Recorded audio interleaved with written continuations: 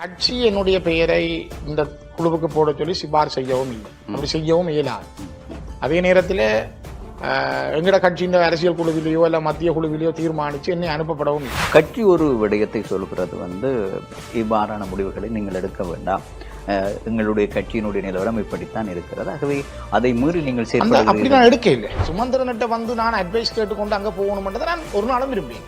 ஏனென்றால் என்னுடைய கட்சியில் எனக்கு வழக்கு போட்டதுக்கு பின்னணியில் சுமந்திரன் இருக்கு நான் பல தடவைகள் சொல்லியிருக்கேன். ஏன் பாராளுமன்ற குழு தலைவரிடமிருந்து அவரை நீக்கிவிட்டு சாணக்கியன் அவர்களை இங்கே கொண்டு ஒரு 8 தடவைகளும் ராணுவத்துக்கு தான் வாக்களிக்க தெரிவு செய்தவர் என்று நீங்கள் உறுதிப்படுத்தினால் நான் இந்த எம்பி பதவியையும் விட்டு போக தயார். நீங்க கட்சியை விட்டு விலக்கி விடுங்க, நீங்க உறுதிப்படுத்துங்க, வெளிப்படையாக்குங்க மக்கள். பொது ஸ்ரீதரன் நீக்கப்பட்டு சாணக்கியன் அவர்கள் நியமிக்கப்பட்ட விடயம் என்பது கட்சி ரீதியான அணுகுமுறையில் சரியா தவறா? தவறான விஷயம். சாணக்கியனை எந்த குழுவில் தீர்மானிக்கிறது? பாராளுமன்ற குழு தலைவரா எந்த குழுவில தீர்மானிக்கும்? கட்சிக்கு அந்த அதிகாரம் இல்லையா? அடுத்தது யாரை நியமிப்பது? கட்சிக்கு அதிகாரம் என்ற தலைவருக்கும் செயலாளருக்கும் தனிப்பட்டது இல்லையா? அப்படி இல்லையே விதியிலே. தலைவரும் செயலாளரும் தனியொரு முடிவு எடுக்கிறார்கள். இந்த மிகுதி 6 பேரும் கேள்வி கேட்கவில்லையா? அப்படி எனக்கு தெரியலையா? நான் பாராளுமன்ற குழு தலைவருக்கு போய் அடிபட மாட்டேன். நான் அடிபடி திருப்பி தாண்டு கேட்கவும் மாட்டேன். நான் தெளிவா சொல்றேன், அது எனக்கு ஒரு பதவியும் இல்லை. நான் கட்சிக்கு வரைக்கும் அந்த பதவி கேட்டு வரையில்லை. அடுத்து ஸ்ரீதரன் நிலைமை என்ன? கட்சியிலிருந்து வெளியேற போகிறாரா? ஒன்று நான் வெளிப்படையா சொல்றேன், நான் உறுதிப்படுத்தப்பட்ட ஆவணங்களுடன் விசாரிக்கப்படும். நீங்கள் சும்மா உங்களோட கையில ஒன்று வச்சு ஒன்று கதைக்க இயலாது. ஏற்கனவே தேர்தல் நேரத்தில் போட்டோ காப்பி அடிச்சு விட்ட மாதிரி செய்ய இயலாது. அவருக்கு திறக்கிற ஹோட்டலில் போய் இவர்கள் இருந்து சாப்பிட்டு அதை ஹோட்டலையும் திறக்கலாம் என்றால் இதுக்கு பின்னால் யார் இருக்கிறார்கள்? இதுக்கு மேல இன்னும் ஆதாரம். அரசியல் குழுவில இப்ப மாவி என்ன உயிரோட இல்லை, அவருக்கு பதிலாக இன்னொரு நியமிக்கவில்லை, என்ன நியமிக்க இல்லை. தெளிவாக எனக்கு அந்த நேரத்தில் ஒரு அட்வைஸை தந்தவர் கஜேந்திரகுமார்.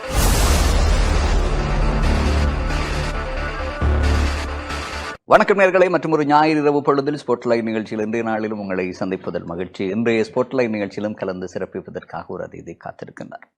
இலங்கை தமிழரசு கட்சிக்குள் என்ன நடந்து கொண்டிருக்கிறது? இப்போது அண்மை காலமாக பேசுபொருள் அதிகமாக இருக்கிறது. நாடாளுமன்ற உறுப்பினர் ஸ்ரீதரன் அவர்கள் நாடாளுமன்ற குழு தலைவர் பதவியிலிருந்து நீக்கப்பட்டிருக்கிறார். அவருக்கு பதிலாக சாணக்கியன் அவர்கள் நாடாளுமன்ற குழு தலைவராக நியமிக்கப்பட்டிருக்கிறார். கட்சிக்குள் தொடர்ந்து சுமந்திரன் ஸ்ரீதரனுடைய மோதல் நீடித்து கொண்டே இருக்கிறது. இது கட்சியை பாதித்து கொண்டே இருக்கிறது. மக்கள் மத்தியிலே ஒரு கேள்வி ஏக்கம் இருக்கிறது. தமிழரசு கட்சியினுடைய நிலை என்னவாக இருக்க போகிறது? ஸ்ரீதரன் தமிழரசு கட்சியிலிருந்து விலகி புதிய ஒரு கட்சியை ஆரம்பிப்பாரா? புதிய ஒரு வழியை நோக்கி நகரப் போகிறாரா? ஸ்ரீதரனை திட்டமிட்டு கட்சியிலிருந்து நீக்குகிறார்களா? இவ்வாறான கருத்துக்கள், இவ்வாறான பேச்சுக்கள் தான் கடந்த வாரத்திலே பேசுபொருளாக இருக்கு. ஆகவே இன்றைய ஸ்பாட்லைட் நிகழ்ச்சியிலே நாங்கள் அழைத்திருப்பது தமிழரசு கட்சியினுடைய யாழ் மாவட்ட நாடாளுமன்ற உறுப்பினர் சிவஞானம் ஸ்ரீதரன் அவர்களை. பல்வேறுபட்ட கேள்விகள் இது சார்ந்திருக்கிறது, அவரிடம் கேட்கலாம். அவரை நிகழ்ச்சிக்கு முதலில் அன்போடு வரவேற்கலாம். வணக்கம். வணக்கம் சுலக்ஷன். வணக்கம் டான் டிவி நேயர்களே. பாராளுமன்ற குழு தலைவர் பதவியிலிருந்து ஸ்ரீதரன் அவர்கள் நீக்கப்பட்டிருக்கிறார். இது கட்சியினுடைய முடிவாகவும் பொதுச் செயலாளர் தலைவரினுடைய கையெழுத்தோடு அது உங்களுக்கு கடிதமாக வந்ததாக நாங்கள், உண்மையிலே என்ன நடந்தது? ஏன் உங்களை அந்த பதவியிலிருந்து நீக்கினார்கள்? இலங்கையினுடைய அரசியலமைப்பு பேரவை என்பது ஒரு உயர் பதவிகளை தீர்மானிக்கின்ற இலங்கைக்கு ஒரு முக்கியத்துவமான குழு. இந்த அரசியலமைப்பு பேரவை பல்வேறுபட்ட குழுக்கள் இலங்கையில் இருந்தாலும், பாராளுமன்றத்துக்குள்ள இருந்தாலும், இந்த அரசியலமைப்பு பேரவை சபாநாயகர் அதற்கு பதவி வழி தலைவராகவும், பிரதமர் எதிர்க்கட்சி தலைவர் பதவி வழியாக அதனுடைய உறுப்பினர்களாகவும், பிரதமரால் நியமிக்கப்படுகின்ற 2 பேர் அவையின்ற கட்சி சார்ந்தாக்கள், அதே போல எதிர்க்கட்சி தலைவரால் நியமிக்கப்படுகின்ற 2 பேர், அதில் ஒருவர் அவர் தண்ட கட்சி சார்ந்தால் நியமித்தால், உதிரிகளாக உள்ள சிறிய கட்சிகளின் பிரதிநிதியாக ஒருவருமாக இவ்வளவு காலமும் இவர்கள் பாராளுமன்றத்துக்குள்ள உறுப்பினர்கள், மக்களால் தெரிவு செய்யப்பட்ட உறுப்பினர்கள் தெரிவு செய்யப்பட்டார். இதே போல சிவில் சமூகத்தைச் சேர்ந்த 3 பேர் அவர்கள் பிரதமராலும் எதிர்க்கட்சி தலைவராலும் சேர்ந்து சபாநாயகரோடு ஒரு ஒற்றுமையின் அடிப்படையில் தெரிவு செய்யப்பட்டார். ஆகவே இந்த அரசியலமைப்பு பேரவை என்பது கடந்த அரசாங்கங்கள் இருந்த காலத்தில் தெரிவு செய்யப்பட்ட சிவில் சமூகத்தைச் சேர்ந்த 3 பேர், மற்றது அரச தரப்பில் 3 பேர் இருந்த பொழுது நான் தெரிவு செய்யப்பட்ட முறை பாராளுமன்றத்தில் உள்ள சிறிய கட்சிகள், கிட்டத்தட்ட 7-8 கட்சிகள் சார்ந்தவர்கள் சார்பாகவே நான் தெரிவு செய்யப்பட்டேன்.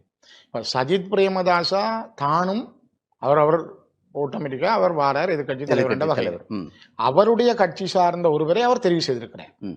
அல்லது அவர் எங்களில் சிறிய கட்சியில் ஒரு ஆளை தெரிவு செய்திருந்தாருன்னா நான் அவருடைய ஆளாக அல்லது எதிர்கட்சி சொல்றதை கேட்டுக்கொண்டு இருக்கலாம். இங்கே ஒரு விடயம் சொல்லப்படுகிறது, எதிர்கட்சியில் இருந்தால் எதிர்கட்சிகள் எடுக்கிற தீர்மானங்களை ஆதரித்து செயல்பட வேண்டியது. அப்படி ஒரு கட்டாயம் இல்லை. இது ஒரு சுயாதீன ஆணைக்குழு. இந்த சுயாதீன ஆணைக்குழுவில் பேசப்படுற விஷயங்கள் வெளியில பேசப்படக்கூடாது. உதாரணமாக அவர் சஜித் பிரேமதாசா கூட சிறிய கட்சிகளிலிருந்து ஒரு ஆளை தெரிவு செய்திருந்தால் நாங்கள் அவர்தானே எங்களை தெரிவு செய்தவர் என்று நாங்கள் அந்த அவரோட கட்டுப்பட்டு போக வேண்டியவர்களாக இருந்திருக்கலாம். ஆனால் சிறிய கட்சிகளை நாம் சேர்ந்து கிட்டத்தட்ட 25 பாராளுமன்ற உறுப்பினர்கள் உதிரிகளாக இருக்கிற சிறிய கட்சிகள், அந்த உதிரிகளாக இருக்கிற சிறிய கட்சிகளில் இருக்கிறவர்கள ஜீவன் தொண்டமானவர்கள் நானும் போட்டியிட்டான். அப்போ நான் ஜீவன் தொண்டமானோட அந்த நேரம் ஒரு உடன்பாட்டுக்கு போனான். நாங்கள் ஒரு அண்ணன் தம்பி, நாங்கள் இதுகளுக்குள்ள பிரச்சனைப்படாமல் நான் முதல் 1.5 வருஷம் இருக்கிறேன், நீங்கள் பிற ஒரு 1.5 வருஷம் இருப்பேன் ஜீவன், இப்படி உடன்பட்டு போவோம். அப்போ அவர் சொன்னார், இல்லை நாமல் ராஜபக்ச அவர்களை காட்டி சொன்னார், அவங்க தன்னை போட்டியிட சொல்கிறாங்க, நான் தேர்தலில் வருவேன், என்ன நீங்கள் எனக்கு சப்போர்ட் பண்ணுங்கன்னு கேட்டேன்.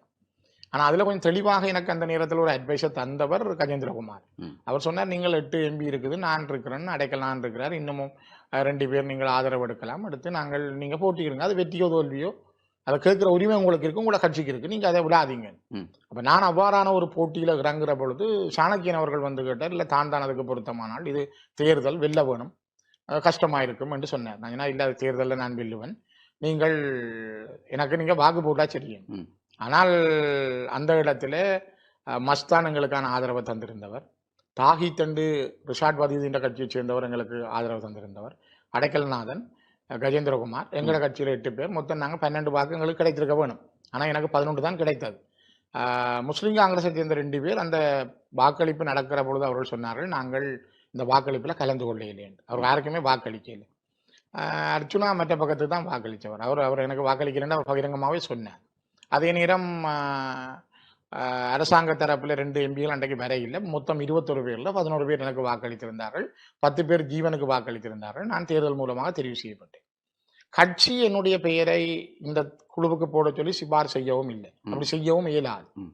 அதே நேரத்தில் எங்கட கட்சியின் அரசியல் குழுவிலேயோ அல்ல மத்திய குழுவிலேயோ தீர்மானித்து என்னை அனுப்பப்படவும் இல்லை. இது தலைவராக இல்லை, இந்த அரசியல் குழுவுக்கு போக வேண்டும் என்றதுக்கு தீர்மானிக்கப்படையில்லை. எங்களோட பாராளுமன்ற உறுப்பினர்களோட நானாக வெளியே பேசி இதை இனிய பாராளுமன்ற உறுப்பினரோடையும் ஆதரவு கேட்டு எங்கட சில பாராளுமன்ற உறுப்பினர்களும் ஆதரவு கேட்டார்கள். எங்களுடைய ஆள் கேட்கிறார், அவரை வெளில வைக்கணும்ன்றதுக்கு அவர் ஆதரவு கேட்டவர்கள். அப்ப கஜேந்திரகுமார் தான் என்னை அந்த குழுவுக்கு முன்மொழிந்தார். தேர்தல் நேரத்தில் கோடீஸ்வரன் வழிமொழிந்தார். அப்ப நான் தேர்தலில் வெற்றி பெற்று வந்தேன். இதுதான் முதல் நடந்த ஒரு சுருக்கமான நடைமுறை. இந்த குழு என்பது நாங்கள் அந்த குழுவில் இருக்கிற பொழுது இப்போ உதாரணத்துக்கு ஒரு லஞ்ச ஊழல் ஆணைக்குழுவுக்கு ஒரு தலைவரை நியமிக்கிறது, ஆடிட்டர் ஜெனரலை நியமிக்கிறது, அல்ல மிக பொறுப்பு வாய்ந்த பதவிகளுக்கு ஒரு நீதவான நியமிக்கிறது, கோட்டை பேப்பிகளுக்குரிய நீதவான நியமிக்கிறது. இதுக்கு நான் அதில் இருந்து வாக்களித்து போட்டு வெளியே வந்து நான் சொல்ல இயலாது, நான் இவருக்கு வாக்களித்தனான், நான் இவரை தெரிவு செய்தனான், நான் இவரை நிராகரித்தனான் என்று அந்த குழுவில் உள்ளவர் வெளியில சொல்லியலார். ஆனால் சுமந்திரன் அவர்கள் சொன்னார், ஸ்ரீதரன் அவர்கள் 7-8 தடவை முடிவெடுக்கும் நிலையில் இருக்கிறார், தங்களுடைய சொல்லை அதான் என்னென்றால் அதுல நான் அவ்வாறு கேட்க இயலாது, அது ஒரு சுயாதீனமானது. அதுல அந்த சுயாதீனமான ஒரு கான்பிடென்ஷியலான அமைப்புல நான் இவர்களுக்கு பதில் சொல்லி வீட்டை கேட்டு போக இயலாது. இவருக்கு இருக்கிற பிரச்சனையே அவர் ஒரு சட்டத்தரணி, அவர் நல்ல சட்டத்தரணி, நான் மறுக்க இல்லை. சுமந்திரன் இலங்கையில இருக்கிற பேர் போன சட்டத்தரணிகள்ல ஒருவர் என்பதை நான் நிராகரிக்கல. ஆனா சுமந்திரன்கிட்ட நான் அட்வைஸ் கேட்டுக்கொண்டு அங்க போகணும்ன்றதை நான் ஒரு நாளும் விரும்பியலை. ஏனென்றால் என்னுடைய கட்சியில எனக்கு வழக்கு போட்டதுக்கு பின்னணியில சுமந்திரன் இருக்குன்னு நான் பல தடவைகள் சொல்லியிருக்கிறேன். நான் உங்களை இன்டர்வியூல உடனே இதை சொல்லியிருக்கிறேன். அது வழக்கு போட்டவர்கள் ஒரு முக்கியமான, நான் கடந்த 8ஆம் மாதம் 18ஆம் தேதி தலைவருக்கு கடிதம் எழுதியிருக்கிறேன் ஆதாரங்களோட. சுமந்திரனும் சாணக்கியனும் இந்த வழக்க போட்டவர்களோட அவைய ஹோட்டல் திறந்து அவையோட ஒன்றா கூடி குலாவுற படங்களோட இந்த வழக்க போட்டவர் பராசந்திரசேகரத்துக்கு இவர்கள் தான் பின்னணியிலிருந்து செய்தவர்கள், இதுக்கு ஒரு சுயாதீன குழுவை போட்டு விசாரியுங்க என்று நான் கடிதம் அளிக்கிறேன். இதுவரைக்கும் எனக்கு பதிலும் இல்லை, விசாரிக்கப்படவும் இல்லை. அப்ப நான் போய் சுமந்திரன் அட்வைஸ் கேட்டுக்கொண்டு அங்க போயிடாதே, அதுக்கு போய் கதைக்கு இல்லாத. எனக்கு சில சட்டத்தரணிகள் இருக்கிறார்கள், என்னுடைய வழக்கை செய்கிற ஜனாதிபதி சட்டத்திறனிகள் அல்லது வெளியில சில ஓய்வு பெற்ற சட்டத்திறனிகள் இருக்கிறார்கள். நான் அவர்களின் ஆலோசனைகளை பெற்றுக்கொண்டுதான் நான் சில விஷயங்களை செய்கிறேன். அது என்னுடைய தனிப்பட்ட விஷயம். ஒரு கட்சி சார்பான ஒருவராகத்தான் நீங்கள் அங்க இருக்கிறீர்கள். தமிழரசு கட்சி சார்பாக மட்டும் இல்லை, இலங்கை தமிழரசு கட்சியில்தான் தேர்தலில் சிறிய கட்சிகள் சார்பாக. இலங்கை தமிழரசு கட்சியிலே தான் தேர்தலிலே போட்டியிட்டீர்கள். அங்கு செல்லும் போது கட்சியினுடைய நிபந்தனைகளுக்கு உட்பட்டுத்தான் தேர்தலிலே கேட்டு செல்கிறீர்கள். கட்சி ஒரு விடயத்தை சொல்கிறது, இவ்வாறான முடிவுகளை நீங்கள் எடுக்க வேண்டாம், எங்களுடைய கட்சியினுடைய நிலவரம் இப்படித்தான் இருக்கிறது, ஆகவே அதை மீறி நீங்கள் செயல்பட எடுக்க இல்லை. அவர்கள் சொல்ற மீது வைத்திருக்கும் குற்றச்சாட்டு அதுதான். 8 தடவைகள் ராணுவத்துக்கு இவர் வாக்களித்தார் என்று சொன்னால் அதை ப்ரூவ் பண்ணணும், அதை ஒப்புவிக்கணும். இப்ப நான் கேட்டேன், நான் கடிதம் மூலமாக கேட்டேன்னா நீங்கள் ஒரு சுயாதீன ஆணைக்குழுவை நியமிங்க. சுயாதீன குழுவில் எனக்கு வழக்கு போட்டவர்கள் அல்லது வழக்குக்கு பின்னணியில் இருந்தவர்கள் அந்த குழுவில் இருக்க இயலாது. அப்படி என்றால் நீங்கள் ஒரு சுயாதீனமான குழுவை போட்டு அந்த குழுவில் ஸ்ரீதரன் 8 தடவை ராணுவத்துக்கு வாக்களிச்சதை நீங்க உறுதிப்படுத்தினால் 8 தடவைகள் 8 தடவைகளும் ராணுவத்துக்கு தான் வாக்களிக்க தெரிவு செய்தவர் என்று நீங்க உறுதிப்படுத்தினால் நான் இந்த எம்பி பதவியையும் விட்டு போக தயார். நீங்க கட்சியை விட்டு விலக்கி விடுங்க, நீங்க உறுதிப்படுத்துங்க, வெளிப்படையாக்குங்க மக்களுக்கு. உறுதிப்படுத்தப்பட்ட ஆவணங்களுடன் விசாரிக்கப்படும். நீங்கள் சும்மா உங்களோட பாடல கையில கொண்டு வச்சு கொண்டு கதைக்க இயலாது. ஏற்கனவே தேர்தல் நேரத்தில் போட்டோ காப்பி அடிச்சு விட்ட மாதிரி செய்ய இயலாது. ஆகவே உறுதிப்படுத்தப்பட்ட ஆவணங்களோட விசாரணையை செய்யுங்கன்னு நான் கேட்டேன். ஆனா இதுவரைக்கும் அப்படி ஒரு குழுவை தாங்க போட இயலாதா? அப்ப சரி, கட்சியில ஒழுக்காட்டு குழு இருக்கே, ஒழுக்காட்டு குழுவை விசாரிங்களேன். ஸ்ரீதரனை கூப்பிட்டு ஒழுக்காட்டு குழுவை விசாரிச்சு, ஸ்ரீதரன் நீங்கள் இப்படி ஒன்றை செய்தீங்களா என்று நீங்க ஏன் என்ன விசாரிக்கலாம் இருக்கு. அது கடிதம் அனுப்பவில்லை. கடிதம் அனுப்ப கடிதம் எனக்கு நீங்கள் விலக வேணும் என்று கட்டாயப்படுத்துகிறார்களே தவிர அந்த விடயம் தொடர்பான விளக்கத்துக்கு நீங்கள் என்ன செய்து நீங்கள் விளக்கம் கூட கேட்க இல்லையேன்னுட்டு. அப்ப நான் அப்பவும் அன்றைக்கு 24ஆம் தேதி நடந்த அரசியல் குழு கூட்டத்தில் நான் தலைவரை கேட்டேன். தலைவர், நீங்கள் என்ன கேட்டிருக்கலாமே, ஸ்ரீதரன் இப்படி ஒரு பிரச்சனை வந்திருக்கு வெளியில, நாங்கள் உங்களோட கதைக்கணும், ஒருக்கா வாங்க கொண்டு கூப்பிட்டு நீங்க என்ன இதை கேட்டிருக்கலாமே. முதலே நீங்கள் ஜனவரி 3ஆம் தேதி அரசியல் குழுவை வவுனியாவில் கூடுறதுக்கு முதல் என்ன கூப்பிட்டு கேட்டுட்டு கூடியிருக்கலாமே. நான் அரசியல் குழு கூட்டம் போட்ட பொழுதும் கூட முதல்ல வளமையாக நடந்த அரசியல் குழு கூட்டங்கள்ல பாராளுமன்ற உறுப்பினர்கள், ஏனைய உறுப்பினர்களும் பங்கு பெற்றிருந்தார்கள். 3 கூட்டங்கள் வவுனியாவிலே, யாழ்ப்பாணத்தில் நடந்த கூட்டங்கள். இந்த கூட்டத்துக்கு பாராளுமன்ற உறுப்பினர்களுக்கு அந்த அழைப்பு வரையில்லை. அப்ப நான் உடனே அவரை கேட்டேன், தலைவரை கேட்டேன். கேட்க அவர் சொன்னார், இல்லை இது அரசியல் குழு கூட்டம், அரசியல் குழு தான் மட்டும் கூடுமன். சரி, அப்ப ஏனைய பாராளுமன்ற உறுப்பினர்களுக்கு அறிவிக்கப்பட இல்லை. மிகவும் நூதனமாக தான் இந்த கூட்டம் கூட்டப்பட்டது. இரண்டாவது ரகசியமாக கூட்டப்பட்டது. நான் 2ஆம் தேதி போய் தலைவருடைய வீட்டில், சிவிக்கு அண்ணன் வீட்டில் போய் நான் கேட்குறேன், அண்ணன் 3ஆம் தேதி தைட்டு விகார போராட்டம், அது பின்னேரம் 6 மணி மட்டும் போகலாம். அதை விட எனக்கு ஒரு மிக நெருக்கமான ஒரு போராட்டத்தோடு சம்பந்தப்பட்ட குடும்பத்தின் ஒருவர் மரணமடைந்தவருடைய பெயரால ஒரு ஃபுட்பால் மேட்ச் ஒன்று நெல்லியடியில். இப்போ நான் அதுக்கும் போக வேணும். அப்போ நான் அது 1 மாதத்துக்கு முதல்ல என்ன கேட்டு நான் அவரோட தேதி கொடுத்தேன். அப்படி என்றா நான் கட்டாயம் இந்த கூட்டத்துக்கு வரணுமா, என்ன நிகழ்ச்சிகள், வீட்டை போய் 2ஆம் தேதி இரவு 9:30 கேட்டேன். அப்போ அவர் சொல்றார், ஸ்ரீ நாங்கள் ஒன்று பாரத பிரதமருக்கு ஒரு கடிதம் எழுதுறது, அவரை சந்திக்கிறதை பற்றி, மற்ற டில்வின் சில்வாவுக்கு சந்திக்க கேட்டு இந்த விஷயம் பற்றி எங்களோட தீர்வுகள் பற்றி கதைக்க அவரோட சந்திக்கிறதை பற்றி ஒரு கடிதம், அதை பற்றி ஆலோசிக்கிறது. இப்ப இருக்கிற பயங்கரவாத தடைச்சட்டத்துக்கு பதிலாக வந்திருக்கிற புதிய பயங்கரவாத தடைச்சட்டத்தை நாங்கள் ஏற்கிறதில்லை, அதுக்கான எங்களுடைய எதிர்வினைகள் என்ன என்பது பற்றி ஆராய்கிறது. இந்த 3 விஷயம்தான். வேற விடயங்கள் அவ திரும்ப நான் கேட்டேன். அப்ப அடுத்த நாள் கூட்டம் 3ஆம் தேதி நடக்க போகுது. 2ஆம் தேதி இரவு வரைக்கும் தலைவருக்கு என்னன்னு நிகழ்ச்சிகளே தெரியாது. அவர் சொன்னார், இவ்வளவு 3 தான். அப்ப நான் சொன்னேன், அப்ப நீங்க இந்த 3 மட்டும் நான் எல்லாத்துக்கும் உடன்படுறேன், அந்த 3 விஷயத்துக்கும் நான் அதுக்கு வரவணும் மட்டும் இல்லை. ஆகவே நீங்கள் என்ன முடிவெடுத்துட்டு சொல்லுங்க, நான் அதுக்கு வரணும். 3ஆம் தேதி பின்னேரம் தான் நானும் ஊடகங்களில் பார்த்தேன், பப்ளிக்காக பிரச்சனை சுமந்திரன் சொல்லியிருந்தார். அவர் 8 தடவைகள் இராணுவத்துக்கு வாக்களித்திருந்தார், அவர் அரசாங்கத்தோடு வாக்களித்திருந்தார். நேற்று அவருடைய ஒரு சட்டத்தரணி கல்முனையிலிருந்து அவர் போட்டுக்கார் 8 தடவை இராணுவத்துக்கு வாக்களித்திருந்தார் என்று. அப்ப மக்கள்கிட்ட என்ன நடக்குதுன்னா, மக்கள் பார்க்கிறார்கள் 8 தடவை ஒரு ஆமியை தெரிவு செய்திருக்கிறார். இப்ப இது ஒரு வெளியில இருக்கிற மக்கள்கிட்ட ஒரு பெரிய அளவான பிரச்சாரமா அது மேற்கொள்ளப்படுது. இப்ப நான் உண்ட பொறுப்போட சொல்லணும் ஏனென்றால், எங்கட மக்களுக்கும் அதில் ஒரு புரிதல் வேணும். இதுல இருக்கிற ஏற்கனவே சொன்னது போல ஒரு ஆடிட்டர் ஜெனரலையோ அல்லது முக்கியமான லஞ்ச ஊழல் ஆணைக்குழுவுக்கு ஒரு ஆளை நியமிக்கிற விஷயத்துல நாங்கள் என்று சொன்னால் அந்த விடயம் என்னுடைய ஏதோ பிழைகளை மறைக்கிறதுக்காகத்தான் நான் அவரை தெரிவு செய்ததாக இல்லை வரும். அப்ப நான் யாருக்கு வாக்களிச்சேன் யாருக்கு வாக்களிக்கிறேன்னு வெளியே வந்து நான் சொல்லல, அந்த விடயத்தை கதைக்கல. அப்ப அதுக்காகத்தான் நான் கேட்டேன், நீங்கள் சுயாதீனமான ஆணைக்குழு கொண்டு நியமிங்க. ராணுவ தளபதிக்கு வாக்களிங்கள் என்று சொன்ன கட்சி தானே? இல்ல அது சரி, அது கடந்த காலம் என்று சொல்லிக் கொண்டிருக்கிறார்கள். ஏன் அதுக்கு பிறகும் சம்பந்தனையா இருந்த 2015 20 வரைக்கும் எத்தனை ராணுவ தளபதிகள் நியமிக்கப்பட்டிருக்கிறார்கள், எத்தனையோ ராணுவ தளபதிகள் இந்த நியமனங்களில் ஈடுபட்டிருக்கிறார்கள். அப்ப அதெல்லாத்தையும் மறைந்து போன காலம் இருக்கு. யுஎன்பியோட சேர்ந்து நாங்கள் மேதினம் செய்ததுல இருந்து, அல்லது மஹிந்த ராஜபக்ச ஜனாதிபதி அந்த பொழுது நாங்கள் அவர்களுக்கு பட்ஜெட்டுக்கு வாக்களித்ததுல இருந்து, அப்போது அரசியலமைப்பு பேரவையின் குழு தலைவர்கள் 2015 19 வரைக்கும் சம்பந்தனையா இருந்தவர், 15 19 வரைக்கும். அப்ப இப்படியான விஷயங்கள்ல நாங்கள் கதைக்கிற பொழுது மிக முக்கியமாக அரசியலமைப்பு பேரவையின் விடயத்தை நான் இந்த ஊடகத்துல கூட உங்களுக்கு முன்னுக்கு சொல்லிடலாம். அதாலதான் நான் திரும்ப திரும்ப கேட்கிறது, நீங்கள் ஒரு குழுவை அமையுங்க, அதுல என்ன விசாரித்தவர்கள் இருக்க இயலாது, எனக்கு வழக்கு போட்டவர்கள் இருக்க இயலாது, அவர்கள் நீதிபதியாக இயலாது. எனக்கு வழக்கு போட்டவர் எனக்கு ஸ்டே உடர்த்தவர் எனக்கு நீதிபதியா வந்து என்ன விசாரிக்க இயலாது. ஆகவே நீங்க சுயாதீனமான குழுவை போடுங்க. அல்லது நான் இப்பயும் இந்த வெளிப்படையாக அவங்களோட ஊடகத்துக்கு ஊடாக இந்த டான் டிவி கூட கேட்கிறேன். வடக்கு கிழக்கில் உள்ள மத தலைவர்கள், சிவில் சமூகத்தை சார்ந்தவர்கள் என்னை அழைத்தல், உறுதிப்படுத்தப்பட்ட ஆவணத்தோட ஸ்ரீதரன் நீங்கள் தமிழினத்துக்கு எதிராக அல்லது தமிழினத்துக்கு படுகொலை செய்த இராணுவங்களுக்கு ஆதரவளிக்கும் வகையில் நீங்கள் நடந்திருக்கிறீர்கள் என்றதை உறுதிப்படுத்துங்கள், நீங்கள் என்ன விசாரியுங்கள், மத தலைவர்களோ சிவில் சமூகமோ. நான் இந்த பதவியில இருந்தும் அரசியல் இருந்து நான் ஒதுங்கியே போறேன். அப்படி என்ன உறுதிப்படுத்துங்க. அப்ப நான் எவ்வளவு தெளிவு, இதை விட இன்னும் பல விஷயங்களை அவர்கள் கையாளுகிறார்கள். என் மீது நாளாந்தம் ஏதாவது குற்றங்களை சொல்லிக்கொண்டே இருக்க வேணும். அப்ப இந்த முகநூல்கள் அல்லது இப்ப வர சமூக வலைத்தளங்கள்ல சொல்லிக்கொண்டே இருந்தால் சனத்திட்ட மக்கள்கிட்ட அது போகுது. இப்ப ரீச் ஆகுறது அதுதானே. எல்லார்ட்ட கையில இருக்கிற போன்ல பாக்குற விஷயத்த பார்த்து ஓ இது இப்படித்தான் என்று மக்கள் பயப்படுறாரு. அப்ப மக்கள்கிட்ட இருக்கிற அந்த மனநிலைகளை உடைச்சு ஸ்ரீதரன் ஒரு பிள்ளையான ஆள் என்ற ஒரு பிம்பத்தை உருவாக்குறார். அந்த பிம்பத்தை உருவாக்கி அவர்களால் அடைய முடியும் என்றால் அதுல இருந்து ஒரு உளவியல் யுத்தம் தான் இப்ப நடத்தப்படுது எனக்கு எதிரான. இது இன்னைக்கு 2 வருஷம், இன்றைக்கு நேற்று இல்ல. தலைவர் போட்டியோட தலைவர் போட்டியோட தொடங்கினது. அதுல தோத்து போன மனநிலை என்றது தாங்க முடியாத துயரம். அந்த துயரத்துல இருந்து ஸ்ரீதரனை எப்படியாவது அனுப்பணும்ன்றது முதலாவது. பிறகு ஜனாதிபதி தேர்தல் வந்தது. ஜனாதிபதி தேர்தலில் பொது வேட்பாளருக்கு நான் பகிரங்கமாக ஆதரவு அளிச்சேன். இன்றைக்கும் சொல்றேன், அந்த ஆதரவு நான் சரியான ஆதரவு தான். காரணம் நான் அனைத்து கூட்டங்களையும் தெளிவா சொன்னேன். மத்திய குழு கூட்டங்களையும் அது எவ்வால் சிவிகெண்ணையும் சொல்லியிருந்தவர் ஸ்ரீதரன் ஆரம்பத்திலேருந்தே அதை மிக தெளிவா சொல்லிக் கொண்டே வந்தவர். அவர் கடைசி நேரம் சொன்னவர் அல்ல. மாவையண்ணையும் அதுக்கு ஆதரவு தந்தவர், கூட்டத்தில் ஏறி கிளஞ்சில பேசிட்டு போனவர் மாவையண்ணை.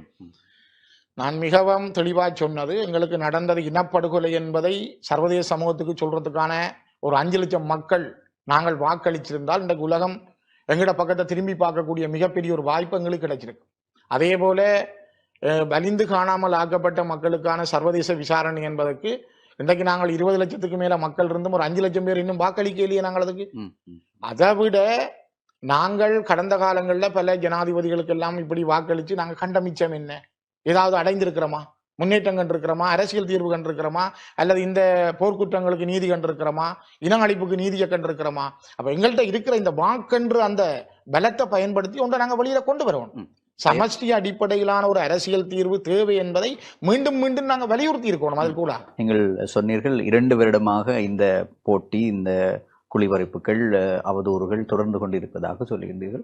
ஆரம்பத்தில் ஒரு விடயத்தை சுட்டிக்காட்டி, இந்த தலைவர் தேர்தல் நடைபெறும் போது கட்சிக்கு எதிரான வழக்கை நீதிமன்றத்தில் கொண்டு சென்றவர்களுக்கான ஆதாரம் உங்களிடம் இருக்கிறது. சுமந்திரன், சாணக்கியன், பராசந்திரகுமார் என்பவர் திருகோணமலையிலே அவர்கள் மூலம்தான் இந்த ஆதாரத்தை விசாரிக்க சொல்லி கட்சியை கேட்டதாகவும் சொல்லி, உங்களிடம் ஒரு தெளிவான அதற்கான ஆதாரம் இருக்குது என்றால் ஏன் இன்னும் அதை உங்களால் நிரூபிக்கவோ இல்லை? நீதிமன்றத்தில் தானே அந்த வழக்கு போய்கொண்டிருக்குது. நீதிமன்றத்தை தொடர்ந்து வழக்கு போய்கொண்டு நாங்கள் நீதிமன்றத்தில் அந்த விடயங்களை கையாளலாம். நீதிமன்றத்தை அவமதிக்கும் வகையிலேயோ அல்லது நீதிமன்றத்துக்கு எதிராகவோ நாங்கள் சில விடயங்களை பேச முடியாது.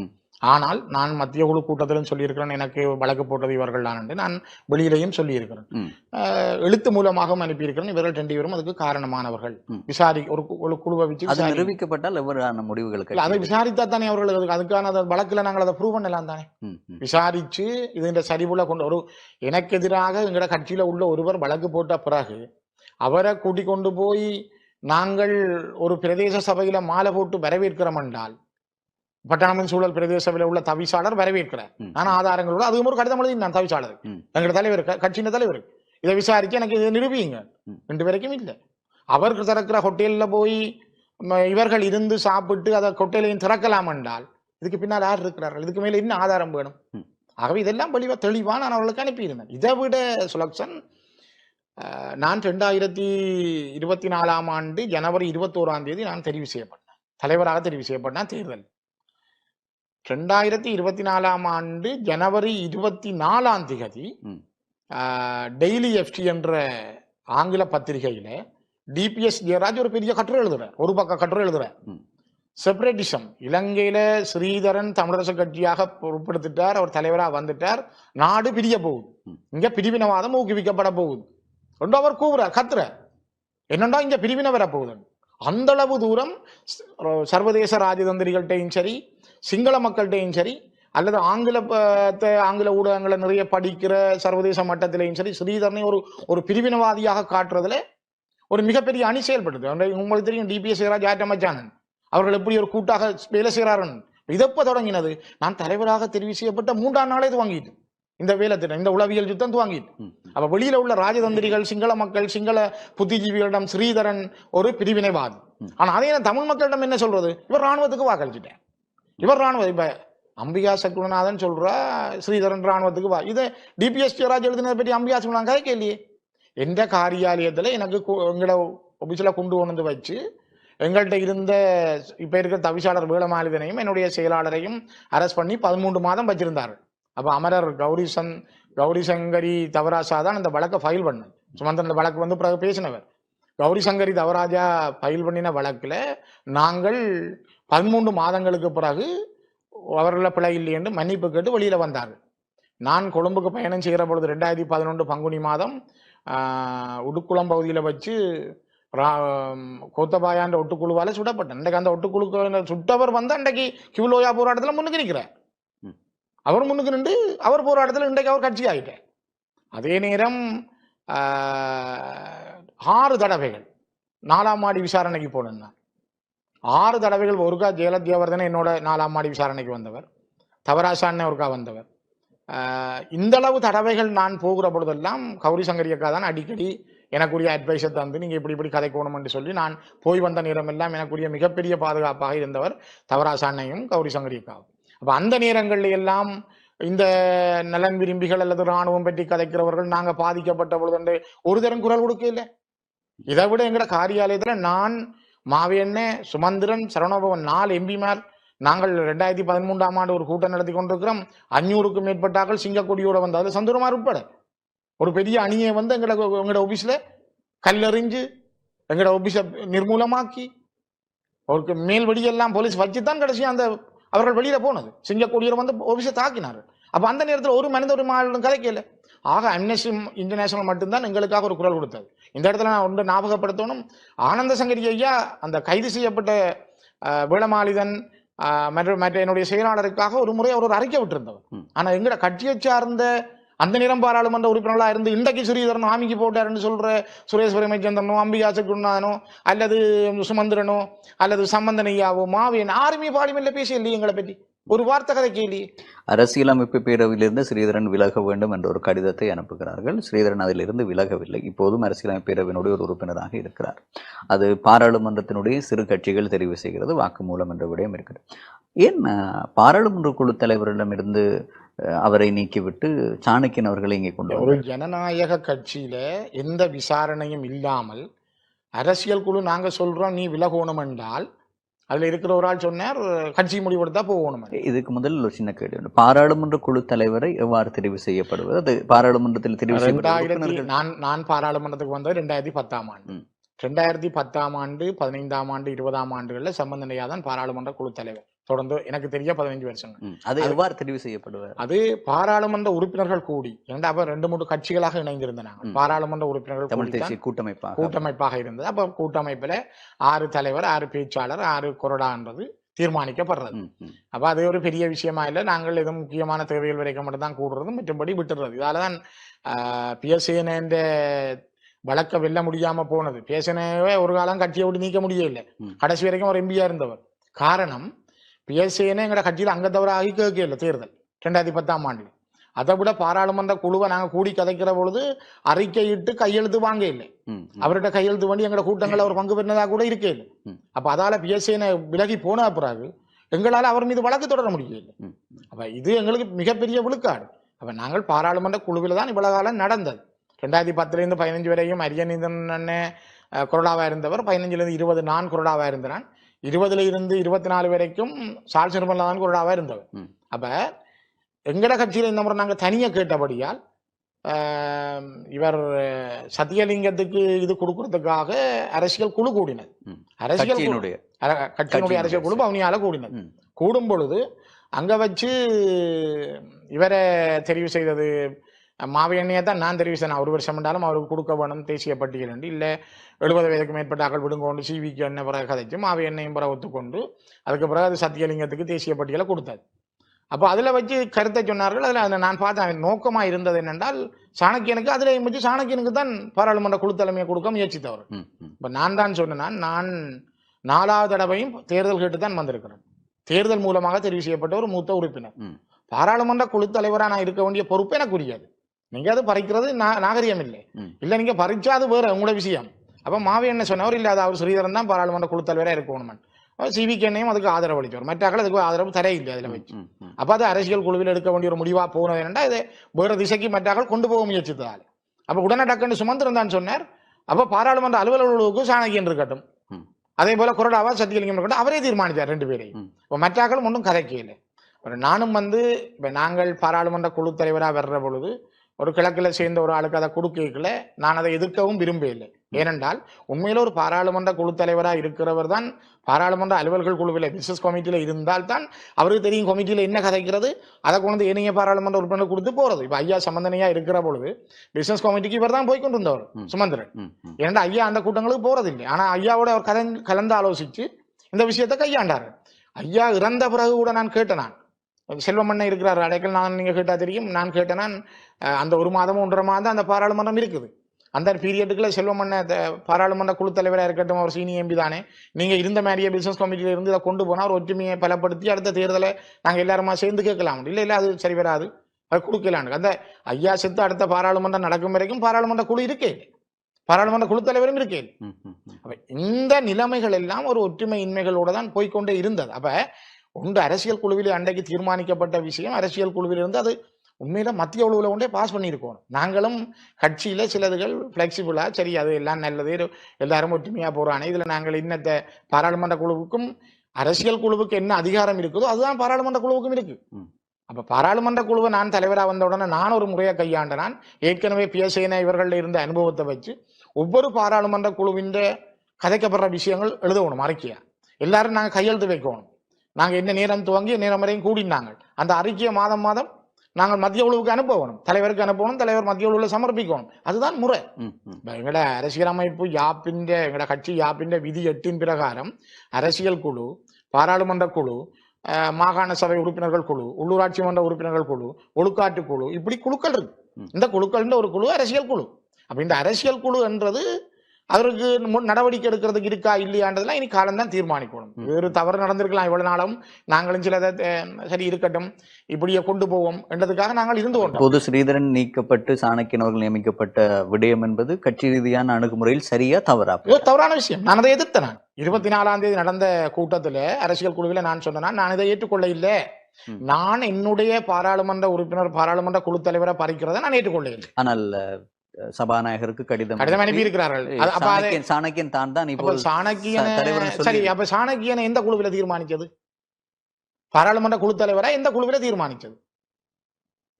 பாராளுமன்ற குழு தலைவரா ஸ்ரீதரனை அரசியல் குழுவில தீர்மானிச்சு நாங்கள் அதால அரசியல் குழு இருந்து மீளப்படுறோம் என்றால் நீங்கள் அரசியல் குழுவை கூடித்தானே முடிவெடுத்திருக்கணும். கட்சிக்கு அந்த அதிகாரம் இல்லை. அடுத்தது யாரை நியமிப்பது? கட்சிக்கு அதிகாரம் தலைவருக்கும் செயலாளருக்கும் தனிப்பட்டது இல்லையே. அப்படி இல்லையே விதியில, அரசியல் ஜாப்ல எங்கேயும் இல்லையே. அப்படி என்ன நீங்க எல்லாத்தையும் செஞ்சுட்டு போகலாமே. அப்ப இது ஒரு சர்வாதிகாரம் இல்ல வேண்டும் என்றாலும் அரசியலமைப்பு இது ஒரு ஜனநாயகம் இல்லையே இது கட்சியில. இது அப்படின்னா இது சர்வாதிகாரம் தானே கட்சியில, வெளிப்படையா தெரியுது தானே. இதைத்தான் நான் ஏற்கனவே நடந்த கூட்டங்கள்லையும் கேட்டேன். நான் பல இடங்கள்ல பட்டணமும் சூழலும் தலைவரை தவிசாளரை போட்டது, காரதீவில தவிசாளரை போட்டது. நீங்கள் அந்த உறுப்பினர்கள் எப்படி நீங்க தீர்மானிச்சீங்க? அல்ல ஏனைய பிரதேச சபைகளுக்கான தலைவர்களை தீர்மானிக்கும் பொழுது நீங்க எப்படி போட்டீங்க? யார் தீர்மானிச்சது? எந்த குழுவில் தீர்மானிச்சது? அரசியல் குழுவிலையா அல்லது நியமன குழுவிலையா, தேர்தல் நியமன குழுவிலையா, அல்லது ஏதாவது ஒழுக்காட்டு குழுவிலையா? எங்க தீர்மானிச்சது? அப்ப தலைவரும் செயலாளரும் தான் தீர்மானிச்சாங்கன்னா நீங்கள் அதை வெளிப்படையா சொல்லணுமே முதலே. அப்ப நீங்க 2 பேரும் முடிவெடுத்தா அதான் கட்சியா? அப்படி இருக்கீங்களா அதே கட்சியில? ஒரு ஜனநாயக கட்சி ஜனநாயக கட்சின்னு நாங்க வாய்களியே சொல்லிக்கொண்டு நானும் தலைவரும் தான் முடிவெடுப்போம் என்றால் அது எப்படி அந்த முடிவு சரியானது, சாத்தியமானது?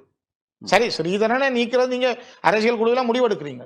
அப்ப திரும்பவும் அரசியல் குழுவை கூடி நீக்கினால் அந்த அரசியல் குழுவில் யார் யார் இருக்க வேண்டும்? அப்படி என்றால் நீக்கும் போது அந்த அரசியல் குழுவில் யார் யார்? அரசியல் குழுவில இப்ப மாவியன் உயிரோட இல்ல, அவருக்கு பதிலாக இன்னொரு நியமிக்கவில்லை, என்ன நியமிக்க இல்ல. மற்றது மாவியன் இல்லாத இடத்துல அதே நேரம் சம்பந்தனையா முதல் இருந்தவர், அவர் இறந்த அவர் இல்லாத பிறகு இருக்கைக்குள்ளேயே கோதாசனத்துக்கு நியமிக்கப்பட்டவர். செல்வராயன் இறந்த பிறகுதான் மட்டக்களப்பிலிருந்து சாணக்கியன் அப்பொழுது நியமிக்கப்பட்டவர். சாணக்கியனோட சீனியராக இருந்தவர் சார்ல்ஸ் நிர்மல்நாதன். ஆனா அப்ப சார்ல்ஸ் நிர்மல்நாதனுக்கு அது குடுபடையில் என்னென்னா அவர் மட்டக்களப்பிலிருந்து ஒரு ஆளை போடணும். நான் பல தடவைகள் சார்ல்ஸ் நிர்மல்நாதனை இந்த குழுவுக்கு கொண்டாடுறது கேட்டேன். அப்ப மாவியன்னையும் இருந்தவர் அவர் சொன்னார், நாங்கள் 11 பேர் தான் அது போடுவோம்னு சொன்னார், ஒழிய போட இல்லை. அதே நேரம் தவராசா இருந்தவர் அரசியல் குழுவில், இப்ப தவராசா இல்லை. குலநாயகம் இருக்கிற ஒரு சுயினம் காரணமாக அடிக்கடி வாரதில்லை. இப்ப கிட்டத்தட்ட 7 அல்லது 8 பேர் தான் அந்த அரசியல் குழுவில் பங்கு பெற்றாக்களா இருக்கணும். 11 பேர்ல 3 பேர் இல்லை. தவராசா இல்லை, மாவியண்ணை இல்லை, குலநாயகம் கூட்டங்களில் பங்கு பெற்ற குறைவு. அப்ப இந்த அடிப்படைகளில் இந்த அரசியல் மிகுதி 7 பேரும் யார் யார்? சிவிகே தலைவராக இருக்கிறவுடைய சிவிகே சுமந்திரன், ஸ்ரீதரன், கலையரசன், சத்தியலிங்கம், சாணக்கியன், கோதாசன், துரை ராஜசிங்கம் மட்டக்களப்பு. இவ்வளவு பேரும் அந்த 7 பேர். அதுல இப்ப 8 பேர் இருக்கிறார்கள். இந்த 7 பேர்ல 8 பேர் இருக்கார்கள். தலைவரும் செயலாளரும் தனியொரு முடிவு எடுக்கிறார்கள். இந்த மிகுதி 6 பேரும் கேள்வி கேட்கவில்லை. அப்படியான எனக்கு தெரியலையா? அது என்ன நான் கேள்வி கேட்கிறேன். நான் கேட்டதுக்கு எனக்கு பதில் இல்லை. அது தலைவர் நானும் வந்து கடிதத்தில் எழுதி கிடாது. தலைவர் நானும் கதைத்து முடிவெடுத்திருக்கிறோம். பாராளுமன்ற உறுப்பினரோட கழிச்சிருக்கணும். புதிய ஒரு வரை நாங்கள் குழுவுக்கு போடுறதா இருந்தால் நாங்கள் பாராளுமன்ற உறுப்பினர்களும் அதை பற்றி சொல்லியிருக்கணும். அவர்கள்ட்ட கூட கேட்கல. பாராளுமன்ற குழுவுக்கும் அதே அளவு அங்கீகாரம் இருக்கு. தமிழரசு கட்சியில் இப்போது இருக்கின்ற நாடாளுமன்ற உறுப்பினர்களில் 2 பேர் மாத்திரம்தான் ஸ்ரீதரனுக்கு எதிராக இருக்கிறார்கள். மிகுதி ஸ்ரீதரனுக்கு ஆதரவான குரலில் இருக்கிறார்கள் என்ற ஒரு கருத்து இருக்கிறது. உண்மையா? பாராளுமன்ற உறுப்பினர்கள் தங்களோட மனச்சாட்சிப்படி நடக்கிறார்கள் என்று நான் நினைக்கிறேன். எனக்கு ஆதரவு எதிரென்று நான் அணி சொல்ல விரும்பவில்லை. இல்ல, நேரடியாக சொல்வேன். சத்தியலிங்கமும் சாணக்கியன் அவர்களும் சுமந்திரனுக்கு எதிராகத்தான் செயற்படுகிறார்கள் என்று சொல்கிறார். சுமந்திரனுக்கு ஆதரவாக செயற்படும், மன்னிக்கவும், ஸ்ரீதரனுக்கு எதிராகத்தான் செயற்படுவார்கள். ஏன்னா கடந்த காலங்களில் இந்த இதுல கூட இந்த சாணக்கியன முன்வரிசை ஆசனத்துக்கு கொடுக்கணும் என்ற கடிதம் பாராளுமன்ற குழுவு கூட தெரியாமல் சத்தியலிங்கம் கடிதம் அனுப்பி இருந்தவர். அவர் தான் அப்ப செயலாளராக இருந்தவர். அப்ப நான் அவரை கேட்டபொழுது சொன்னார், எனக்கு இது தெரியாது, என்ன கேட்டவரும் நான் அனுப்பிட்டேன், இனி தவறு நடக்கான்னு சொன்னவர். அப்ப அது கூட ஆரம்பத்தில் இப்படித்தான் நடந்தது. பாராளுமன்ற குழுவிலேயே அரசியல் குழுவோடு தீர்மானிக்கப்படவில்லை. அவருக்கு முன்வரிசையில சீட் ஒதுக்கணும்ன்ற விஷயம் கூட. இதெல்லாம் சீனியர் எம்பியா இருக்கிற ஸ்ரீநேசன் கோடீஸ்வரன் நடிகை என்ன கேட்டபடி நான் அது சம்பந்தமா பாராளுமன்ற செயலாளர் நாயகத்தில் போய் கதைச்சேன். பாராளுமன்ற சபாநாயகர் கதைக்கிற பொழுது அவர் சொன்னார், உங்களுடைய செயலாளர் கடிதம் இருக்கிறார், அவரை மீளப்பெற சொல்லுங்க. அப்படின்னா நாங்கள் அதை சேரமான். அப்ப இவ்வளவு தூரம் பாராளுமன்ற நடைமுறைகள் ஒன்று இருக்குது. ஒரு சிரேஷ்ட நிலைத்துவத்தில் முன்வரிசை ஆசனங்கள் ஒதுக்கப்படுறது. ஆனா இது இவர் கொடுத்த கடிதத்தின் பிரகாரம் இப்படி நடந்தது. எனக்கு உங்களுக்கு நீங்கள் இந்த பாராளுமன்ற குழு தலைவர் நீக்கப்பட்டு விட்டீர்கள் என்ற கடிதம் வரவில்லை? அப்படியான எனக்கு இன்னும் கிடைக்கல. நான் நினைக்கிறேன் வரலாம் வந்தா நான் பிரச்சனை இல்லை. நான் அதுக்காக திருப்பி போராட போறதில்லை. நான் சுலக்ஷன் ஒரு தேசிய விடுதலை போராட்டம், தமிழ் தேசிய இனத்தின் விடுதலை என்ற அடிப்படையில தான் நான் இந்த அரசியல் பயணத்துக்கு வந்தவன். நான் ஒரு விடுதலை இயக்கத்துக்கு பின்னால வாழ்ந்தவன், பிறந்ததிலிருந்தே வாழ்ந்தவன். நான் கண்ணுக்கு முன்னால பல துன்பங்கள் துயரங்களையும் இலங்கை அரசின் இராணுவ பிரசன்னங்களால அழிஞ்சு போன எங்களுடைய தேசத்திலிருந்து வந்தவரால் தான் நான் இப்போ இந்த கட்சியில அதுக்கும் தலைவர் சுட்டி காட்டின ஒரு கட்சி என்றபடியாக தான் தமிழரசு கட்சியோட 2009ஆம் ஆண்டு நான் அந்த கட்சியில் அங்கத்தவராக இணைந்து தான் நான் வந்தேன். 2009 நான் இணைந்தவராக இணைந்து தான் 2010 நான் தேர்தல் கேட்டு வந்தேன். தேர்தலில் வெற்றி பெற்று தான் நானும் வந்தேன். ஆகவே என்னுடைய மக்கள் தந்த ஆணையின் பிரகாரம் 4 தடவைகள் நான் பாராளுமன்ற உறுப்பினராக இருக்கிறேன்.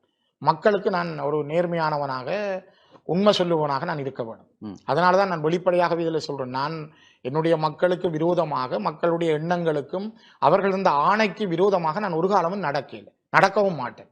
அப்படி நடந்திருந்தா அந்த மக்கள் அந்த முடிவை எடுக்கலாம். அதனாலதான் நான் கேட்கிறேன், மத தலைவர்களோ அல்லது சிவில் சமூகமோ கூட என்ன கேட்கிற உரிமை இருக்குது. மக்கள் குழுக்களாக கூட தனியா கேட்டா நான் அவர்களுக்கு விளங்கப்படுத்த தயாரா இருக்கிறேன். நான் ஆனா உறுதிப்படுத்தப்பட்ட ஆவணங்களோட 8 தரம் மாமிக்கு வாக்கு போட்டவரான்னு சொல்ல வேணும். இந்த பிரச்சாரங்களுக்கு ஒரு முற்றுப்புள்ளி அவைதான் வைக்க வேணும். நான் அதுக்கு தெளிவா பதிலளிக்க தயாரா இருக்கிறேன். பல்வேறுபட்ட பிரச்சாரங்கள் முன்னெடுக்கப்படுது. பூனேரியில 1300 ஏக்கர் காணி என்றா, அது 1500 ஏக்கர் காணி என்றா சாத்தியமான விஷயமா? 3 பேருக்கும் தெரியும் தானே. ஒரு ஊடகவியலாளர் தகவல் இடத்திலேயே கேட்டு போகலாமே. இதே மாதிரி சாமரசம்பத்தை கொண்டு எனக்கு எதிராக ஒரு பிரேரணையை கொண்டு வந்தார். நான் சபாநாயகருக்கு நான் எழுதி, நானும் என்னுடைய சிறப்பு உரிமை முறையில் சொன்னேன். அதுபோல அப்படியே இருக்குது. அதை விட சஞ்சய் மாவத் என்பவரை கொண்டு 2 தடவைகள் எனக்கு எதிராக லஞ்ச ஊழல் ஆணைக்குழுவிலையும் அதே நேரம் FCID நிதி குற்றப்புலனாய்வு பிரிவிலையும் முறைப்பாடு செய்தார்கள். இன்றைக்கு நிதி குற்றப்புலனாய்வு செய்த புலனாய்வு முறைப்பாடு இன்றைக்கு 8 மாதம் கடந்திருக்கேன். இந்த அரசாங்கம் செய்யலை. நான் பாராளுமன்ற பகிரங்கமாக கேட்டேன். அதை விட அதுக்கு பிறகு நான் திரும்பியும் அவர் கொண்டு போய் போட்ட முறைப்பாட்டை விசாரிங்க என்று கேட்டேன். சயாஸ்ரீ ஜெயசேகர பார்லிமெண்ட்ல சொல்றார், பூனேல காணி ஏதோ எடுத்து காசு பண்ணவர். எந்த அக்கௌண்ட் காசு வந்தது? 2010ஆம் ஆண்டு தமிழ் தேசிய கூட்டமைப்பாக இருந்து இன்று ஸ்ரீதரன் இப்போது இருக்கின்ற இந்த காலம் வரை தமிழ் தேசிய கூட்டமைப்பில் இருந்து ஒவ்வொருவரும் பிரிந்து சென்று இப்போது தமிழரசு கட்சிக்குள்ளே ஸ்ரீதரன் மீதான ஒரு ஸ்ரீதரன் சொல்கின்றதை பார்த்தால் ஒரு திட்டமிட்டு ஒரு பழிவாங்கல், இல்லாவிட்டால் தலைவர் பதவியிலிருந்து ஆரம்பித்துன்னு சொல்லலாம். கஜேந்திரகுமார் பொன்னம்பலம் அணி தமிழ் தேசிய கூட்டமைப்பில் இருந்து வெளியேறியது. அதற்கு பிறகு சுரேஷ் பிரேமச்சந்திரன் வெளியேறியிருந்தார். ஸ்ரீகாந்தா டெலோவோடு சேர்ந்து டெலோவை விட்டுவிட்டு அவர்கள் வெளியே ஸ்ரீகாந்தா சிவாஜிலிங்கம் போன்றவர்கள் வெளியேறியிருந்தார். அனந்தி சசிதரன் வெளியேறியிருந்தார். ஐங்கரநேசன் வெளியேறியிருந்தார். அதற்கு பிறகு தவராசா உள்ளிட்ட சரவணபவன் போன்றவர்களும் வெளியேறினார்கள். நாங்கள் விரல் விட்டு எண்ணக்கூடிய ஒரு 10 பேர் முக்கியமான இடத்தில் இருந்தவர்கள் தமிழ் தேசிய கூட்டமைப்பாக இருந்து தமிழரசு கட்சி என்ற ரீதியிலே பார்க்கும்போது வெளியேறி இருக்கிறது. இவர்கள் அனைவரும் சொல்கின்ற காரணங்கள் இல்லாவிட்டால் சிலர் சொல்கின்ற நேரடியான குற்றச்சாட்டை நாங்கள் பார்க்கும்போது சுமந்திரன் என்கின்ற ஒரு தனிநபர் கட்சிக்குள் வந்ததற்கு பிறகுதான் இவ்வளவு நடக்கிறது என்ற ஒரு விடயம் சொல்லப்படுகிறது. ஆகவே இவ்வளவு பேரும் சுமந்திரன் மீது தவறு சொன்னார்கள். ஆனால் சுமந்திரன் தான் தவறு என்பதை கட்சிக்குள் இருந்து யாருமே மோதிக்கொண்டு சுமந்திரனுடைய தவறை நேரடியாக சுட்டி காட்டவில்லை. அப்படியானால் மக்களுக்கோ அல்லது மற்றவர்களுக்கோ ஒரு சிந்தனை வரும், ஏன் சுமந்திரனை அவர்கள் சவாலுக்கு உட்படுத்துகிறார்கள்? இப்போது நான் கேட்ட கேள்வியும், இப்போது தலைவர் பதவியில் இருந்து உங்களை நீக்க முடியாது பாராளுமன்ற குழு தலைவர், அதை எடுத்த விடயம் தவறு என்று நீங்கள் குறிப்பிடுகிறீர்கள். அதே போன்று திட்டமிட்டுத்தான் நீதிமன்றத்திலே வழக்கு தாக்கல் செய்யப்பட்டது கட்சிக்கு எதிராக. அதற்கும் அவர் உடந்தையாக அதையும் நிரூபிக்க முடியாமல், அவரோடு போட்டி போட முடியாமல் இருக்கிறது. அப்படியானால் அவர் எடுக்கின்ற முடிவுகள் அங்கு கட்சிக்குள் சரியாக இருக்கிறதை நாங்கள் வெளியிலே அவர் மீது தவறு சொல்கிறோமா? இல்லாவிட்டால் அவரை எதிர்க்க முடியாமல் இருக்கிறோமா? நாங்கள் இதுல கூடுதலாக கட்சியில இருக்கிற மத்திய குழுவில் இருக்கிற ஒரு சிலரோட மற்றார்கள் கதைக்க பயப்படுறார்கள். ஒரு மத்திய குழுவில் இருக்கிற ஒரு சிலர் மிகவும் ரவுடிசமாகத்தான் கதைப்பார்கள். சில சத்தம் போடுவார்கள், சண்டையை பிடிப்பார்கள், அல்லது அவர்களுடைய குடும்ப விஷயங்களை எழுப்பார்கள், பர்சனல் விஷயங்களை எழுப்பார்கள். மாவியண்ணையே கேட்டவர் தான் சாணக்கியன், நீங்க அந்த மேசையை விட்டு இறங்கி கீழே வந்துருங்க. மாவியண்ணே ஓன் தம்பி அது எனக்கு தெரியும், நான் செய்வேன் என்று சொன்னவர் தான். அப்படியெல்லாம் மிக மோசமாக நடந்து கொள்வார். இந்த நிலைமையில மத்திய குழுவில பல பேர் நாகரிகமாக இருந்துட்டு போக விரும்புகிறார்கள்.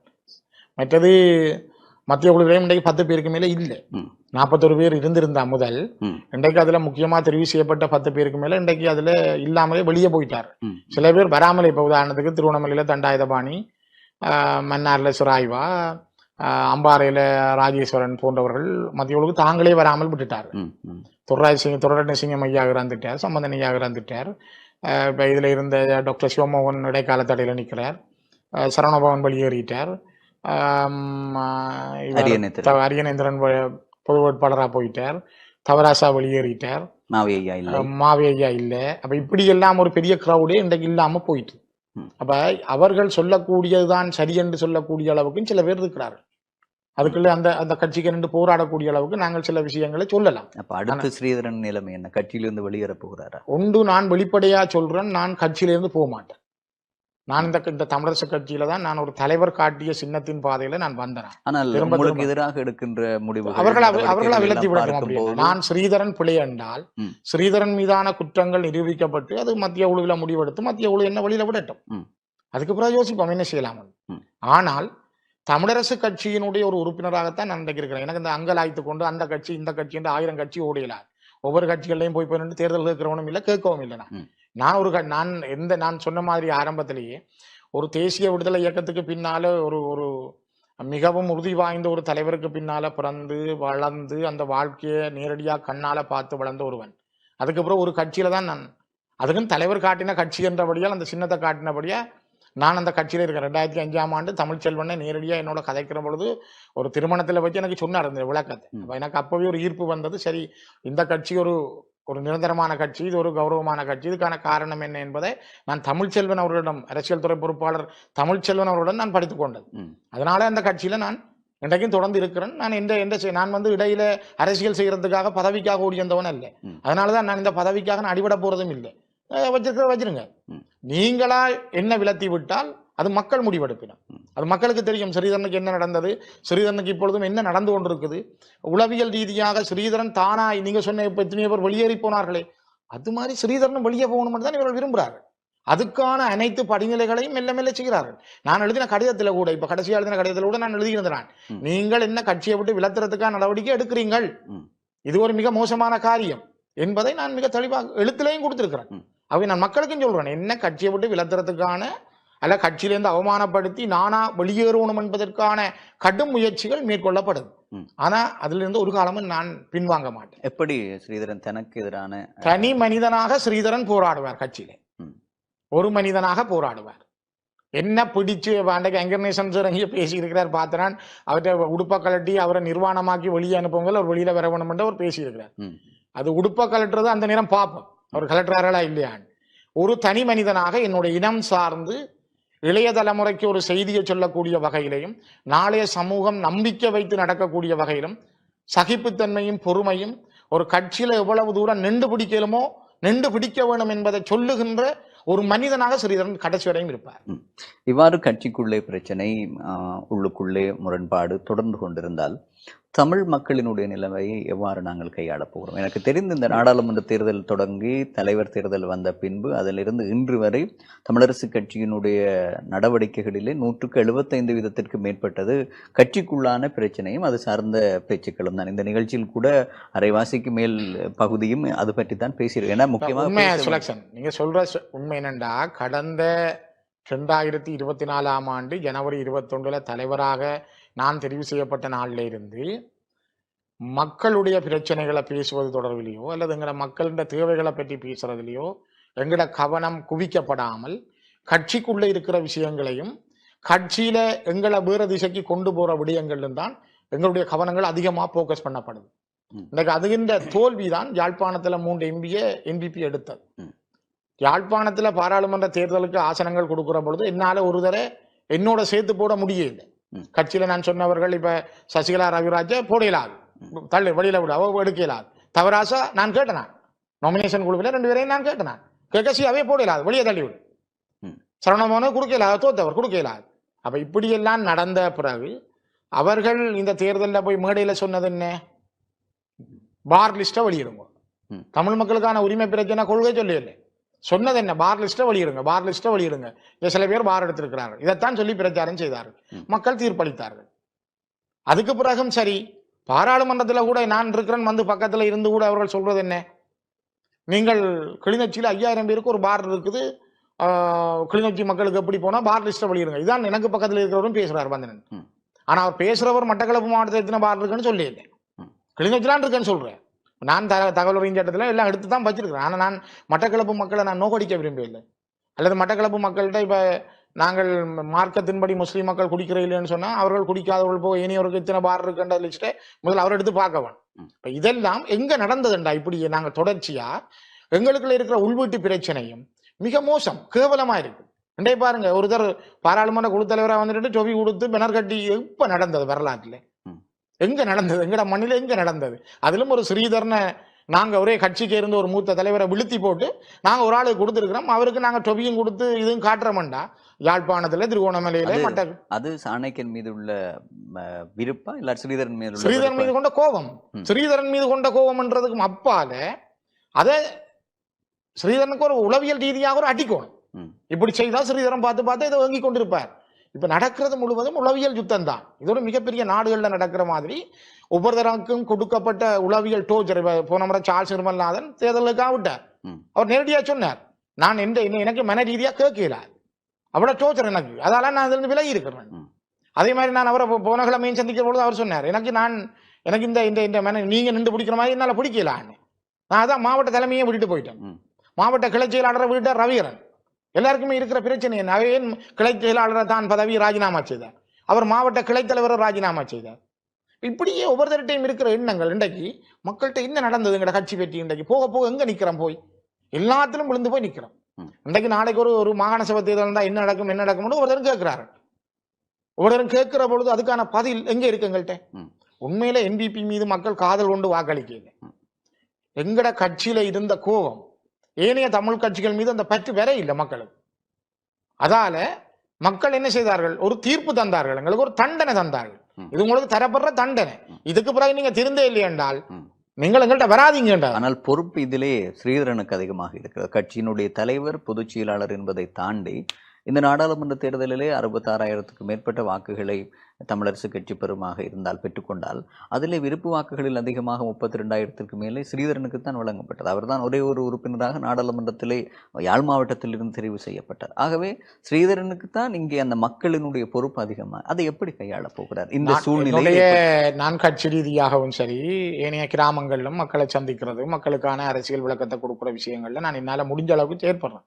ஆனா எனக்கு இப்ப கட்சியால தரப்படுற கடிதங்களுக்கு பதில் எழுதுறது, கட்சியால தரப்படுற ஒவ்வொரு முடிவுகளுக்கும் நான் பதிலளிக்க வேண்டியது, இந்த விடயங்கள்லயே இந்த நேரத்தை கொண்டு போறதுல அவர்கள் கவனமா இருக்கிறார்கள். மக்கள்கிட்ட போக விடாமல் தடுக்கிறது, நாங்க வெளியில உண்மையான மக்கள்கிட்ட பிரச்சனையை கொண்டு போக கதைக்க விடாமல் எங்களை ஒரு வேற பக்கத்துக்கு திசை திருப்புறது, இதுல மிக யுக்தியை அவர்கள் கையாளுறார். ஆனா அதையும் கடந்து நான் பல இடங்கள்ல மக்களோட பேசுறேன், என்ன மக்களோட போய் சந்திக்கிறேன், எனக்கு வாக்களித்த மக்களோட நிக்கிறேன், என்னால முடிஞ்ச அளவுக்கு சில பணிகளை நான் ஆற்றி கொண்டுதான் இருக்கிறேன். ஆனாலும் சில விடயங்கள்ல எங்களுக்கு காணாதுதான். ஒரு தனி எம்பியாக நாங்கள் எல்லா இடமும் போக இயலாது. இப்ப உதாரணத்துக்கு நாங்கள் இப்ப அம்பன், குடத்தனை, வடமராட்சி கிழக்குல விவசாயிகள பிரச்சனை உடனே வாங்க வேண்டா போக இல்லாம இருக்கு. வடமராட்சி கிழக்குல ரெக்டர்ல கட்டி கரவில இழுக்கிற பிரச்சனை வாங்கோ கதையுங்கோண்டா நாங்க போய் உடனே போற வாரத்துல எங்களுக்கு ஒரு நெருக்கடி இருக்கு.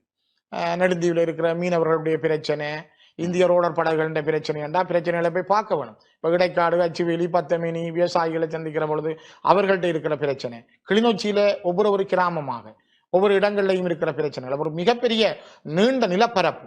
அந்த நீண்ட நிலப்பரப்புக்குள்ள யாழ்ப்பாணம் நெடுந்தீவுல இருந்து பிரபந்தனார் வரைக்கும், முழங்காவில இருந்து நாங்கள் வடமராட்சி கிழக்கு வரைக்கும் நான் ஒரு தனியாளாக ஒவ்வொரு நாளும் மூடலாம் இல்லை. முதல் வாரம் 3ஆம் வாரம் பாராளுமன்றம் என்றால் ஏனைய நாட்கள்ல நாங்கள் சில வேளை இந்த கான்ஸ்டிடியூஷன் கவுன்சிலுக்காக விசேடமாக சில நாட்கள்ல கொழும்பு போய் வந்திருக்கிறோம். அப்ப என்னுடைய நேரங்கள் எனக்கு போதாமை என்பது உண்டு இருக்கு. பொருளாதார ரீதியாகவும் கடுமையான நெருக்கடிகள் இருக்கு. எல்லா இடத்துக்கும் போறது வாரது, ஃபியூவல்ல இருந்து அதுக்கான செலவுகள் என்பது தாங்க முடியாத அளவுக்கு இருக்கு. அதை உண்மையா வெளியில சொல்லிடலாம். ஏன்டா எனக்கு நிறைய சொத்துக்கள் தானே மற்றவர்கள் வச்சிருக்கிறார்கள்.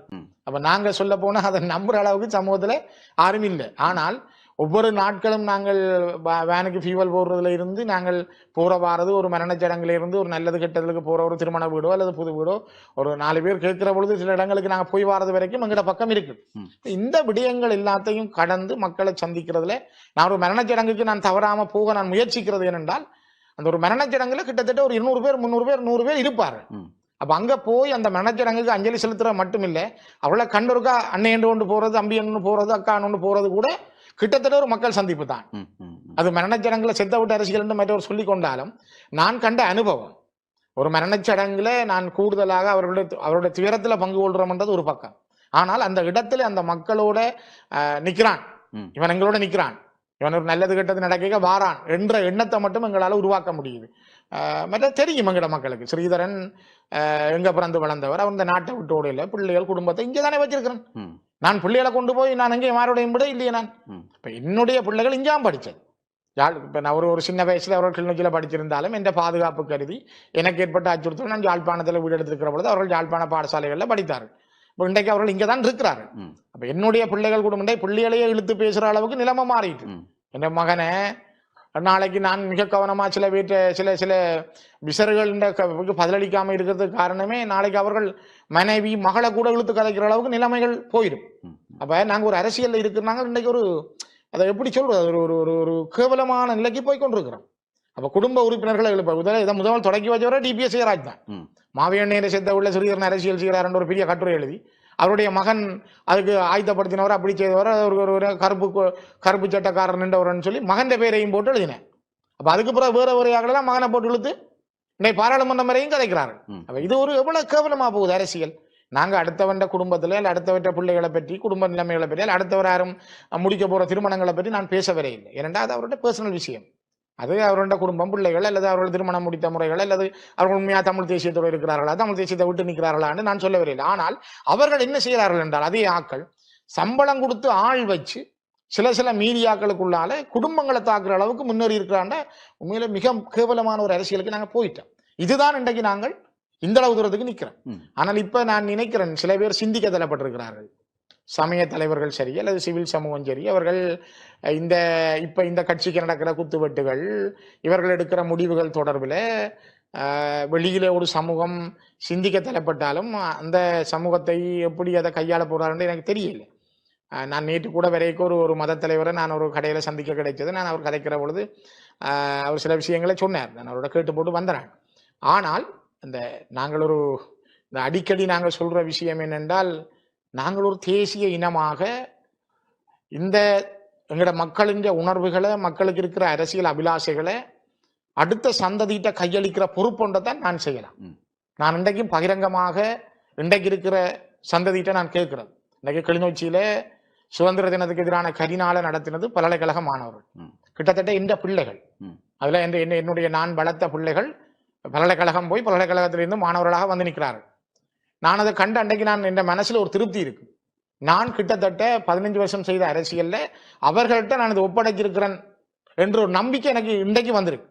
இன்னும் ஒரு கொஞ்ச காலம் நான் என்னுடைய இந்த அரசியல் காலத்துக்குள்ள எனக்கு இந்த பதவி முக்கியம் இல்லை. நான் தலைவர் பதவிக்கு அடிபட்டு கொண்டு நிற்கிறாள் இல்லை. நான் ஒரு சந்தர்ப்பம் வந்தது கேட்டேன். நான் ஜனநாயக முறைப்படி கேட்டேன். இலங்கையில நடந்த எந்த கட்சியும் ஜனநாயக முறைப்படி தேர்தல் வச்சு தலைவரை தெரிவு செய்யல. தமிழரசு கட்சியில நடந்து நான் ஜனநாயக முறைப்படி தெரிவு செய்தேன். அதை மிகவும் சூழ்ச்சிகரமாக, அதை ஒரு குதர்க்கமாக சூழ்ச்சியை பயன்படுத்தி கொண்டு போய் நீங்கள் வழக்க போட்டு ஸ்டேயோட எடுத்து வச்சிருக்கிறீங்க. சரி, வச்சிருங்க, நானும் வழக்கு ஆடிக்கொண்டிருக்கணும், வழக்கில் போய் கொண்டிருப்போம். அதே நேரம் என்னுடைய மக்களுக்கு சொல்ல வேண்டிய பாதைகள்ல நான் இளைய சமுதாயத்துக்கு நீங்கள் எப்படி ஒரு கட்சியில நின்று பிடிக்க வேணும், ஒரு கட்சியில இருந்து பயணிக்கிறது எப்படி, நாங்கள் பயணம் இந்த இல்ல வரைக்கும் எது வரைக்கும் போக வேணும் என்றதை சொல்றதுக்கு ஒரு கருவியாக நான் இருந்தாலே போதும் என்று நினைக்கிறேன். நான் பாராளுமன்ற குழு தலைவருக்கு போய் அடிபட மாட்டேன். நான் அடிபட்டு திருப்பி தாண்டு கேட்கவும் மாட்டேன். நான் தெளிவா சொல்றேன். அது எனக்கு ஒரு பதவியும் இல்லை. நான் கட்சிக்கு வரைக்கும் அந்த பதவி கேட்டு வரையில்லை. சம்பந்தனையா உயிரோட இல்லை. அவருக்கு பிறகு சம்பந்தனையாண்டா நீங்க யோசிச்சு பாருங்க, தந்தை செல்வா, பிறகு அதுக்கு பிறகு இருந்த பல தலைவர்கள், அமுதலிங்கம், இவர்கள் எல்லாம் பாராளுமன்ற குழு தலைவராக இருந்த காலத்துல, பிறகு சம்பந்தனையா இருந்த காலம், சம்பந்தனையாவுக்கு பிறகு அந்த ஓர்டர்ல வந்தால் அப்ப நான் ஜனநாயக முறைப்படி வர வேண்டியாள். நான் இன்னொருத்த பறிச்சு வேண்டி போகவில்லை. இன்னொரு தலைவராக இருந்தவர் அல்ல சம்பந்தனையான பதவியை பறிச்சு போட்டு நான் போகவில்லை. நான் அந்த வர வேண்டிய முறையில நான் நேர்மையாக ஜனநாயக முறைப்படி கண்ணியமா வந்தேன். நான் திரும்ப போய் அதை தர வேணும் என்று நான் இனி அதுக்காக போராட மாட்டேன். என்னோட மக்களுக்கு நான் தெளிவா சொல்றேன். ஏனென்றா என்னுடைய அரண், என்னுடைய சக்தி என்னுடைய மக்கள் தான். இதோடு நாங்கள் இன்றைய ஸ்பாட்லைட் நிகழ்ச்சியை நிறைவுக்கு கொண்டு வரலாம். இன்றைய ஸ்பாட்லைட் நிகழ்ச்சியில கலந்து சிறப்பித்திருந்தார் தமிழரசு கட்சியினுடைய யாழ் மாவட்ட நாடாளுமன்ற உறுப்பினர் சிவஞானம் ஸ்ரீதரன் அவர்கள். அவருடைய நேரத்தை ஒதுக்கி கலையகம் வருகை தந்து நிகழ்ச்சியில் கலந்து கொண்டமைக்கு மனமார்ந்த நன்றிகள். மிக்க நன்றிகள். மீண்டும் மற்றொரு நிகழ்ச்சியில் உங்கள் அனைவரையும் சந்திப்போம். வணக்கம் நேயர்களே.